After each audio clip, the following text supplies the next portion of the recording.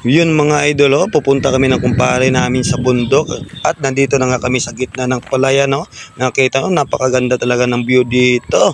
Ayan, aakyat kami ng bundok mga idol para makahanap ng pwede naming magulay kasi naubos na yung stock sa bahay. Ganyan talaga ako mga idol, basta maubusan ako ng stock na gulay sa bahay, iakyat agad sa bundok para makahanap na kasi hindi talaga mabuo yung araw ko pag wala akong gulay mga idol. Kasi nga simula nung maliit na kami, pinasanay na kami sa gulay. Kaya dito na kami ng kumpare ko at puso ng saging kaagad yung aming nakita dito. Kaya sinungkit na ng kumpare natin yan.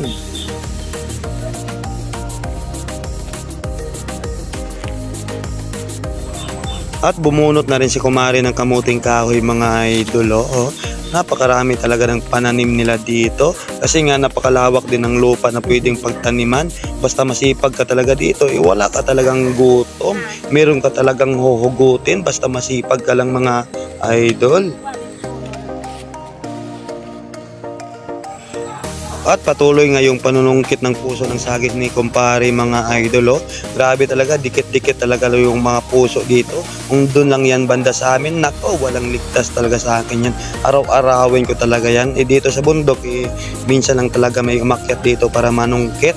Kaya nga, timing talaga yung pagpunta namin. Medyo nauna lang kami, kaya marami talaga dito pwedeng makuha mga idol.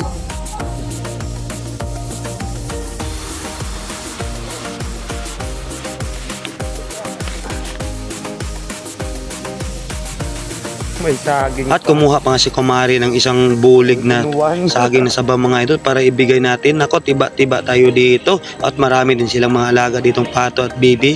Pati yung papaya nila mga idol, oh. Ang lalaki, grabe, hybrid yan. Pati yung pinya nila dito, yan, ang lalaki, kulay violet pa. Hybrid siguro yan mga idol. Siyempre kinuha ko na itong malaki mga idol.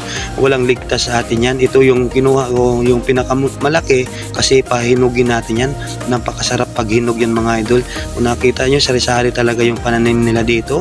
May mga sili sila, gabi, pinya, at kung ano pang mga gulay mga idol. At ito na nga yung iuwiin namin mga idol. Mayroon pa kaming gabi yan. Napakasarap yan mga idol. May mga maliit na papaya, panggulay, at yung malaki, pahinugin natin yan. At syempre, pasyal-pasyal muna tayo dito sa sapa. At marami din ditong isda mga idol. Oh. Ang ganda talaga mamasyal dito dahil may sa gitna ng palayan, may sapa at bundok pa. At marami ka pa talagang pwedeng iuwi. Basta madiskarte ka lang talaga mga idol at kapal ng mukha lang yung kapital mo, meron ka talagang iuwi. At syempre, hihingi naman tayo. Syempre, kumare naman yung may-ari natin yan. At yan nga si kumare mga idol, oh, niready pa yung dadalhin namin. Ayan yung dadalhin namin mga idol, napakarami. Syempre, ilagay natin sa puso yan. At yung time na yun mga idol, ipauwi na kami ng kumpare natin. At padating na ng bahay mga idol, ayan, naka-ready na lahat mga idol. Ayan, no? Napakarami. Ilang days din namin bago maubos yan.